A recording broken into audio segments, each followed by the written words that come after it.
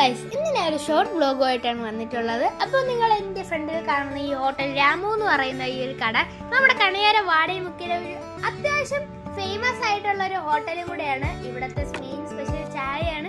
അപ്പോൾ നമ്മുടെ ഇവിടെ വിദ്യാണ്ണ ചായക്കട എന്ന് പറയുമ്പോൾ തന്നെ എല്ലാവരും വരികയായിരിക്കും. ഇവിടെ എല്ലാവർക്കും അറിയാം ഈ കട, കാരണം ഇത് ഭയങ്കര ഫേമസും കൂടെയാണ്.